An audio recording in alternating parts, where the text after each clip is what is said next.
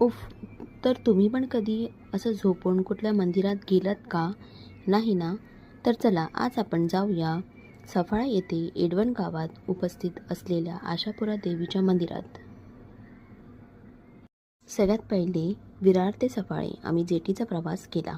हा प्रवास अतिशय सुंदर होता. सफाळीला उतरून आम्ही लालपरी घेऊन एडवण गावाकडे पुढे निघालो. अर्धा तास नंतर आशापुरी देवीचे प्रवेशद्वार दिसले. आजूबाजूचे परिसर बघून मन खूप खुश झाला. हे देवीचे मंदिर पाणीच्या मधोमध आहे. पायऱ्या फारशी नाही तर 50 असतील. पण तुम्हाला देवीचे दर्शन घ्यायला खाली गुफेत उतरावे लागेल. आम्ही छान बसून देवीची ओटी भरली. देवीच्या मूर्ती बघून मन भरून आले. एकीकडे आशापुरा देवीचे दर्शन घेत तर दुसरीकडे एकविरा आई देवीचे दर्शनही मिळाले. आता खरी मजा आली. दृष्टी तर गुफेतून पटकन बाहेर पडली, पण मला तर गुफेतून बाहेर पडताना जरा वेळच लागला, कारण जागा खूप कमी होती आणि मी थोडे घाबरत होती.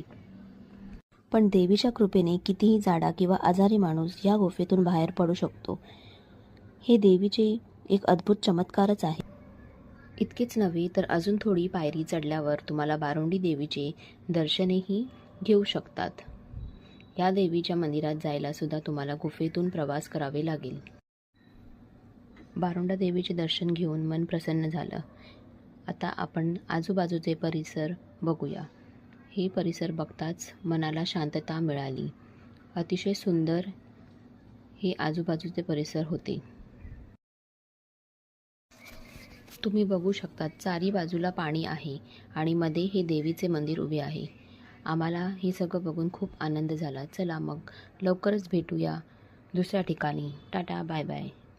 जय माता दी.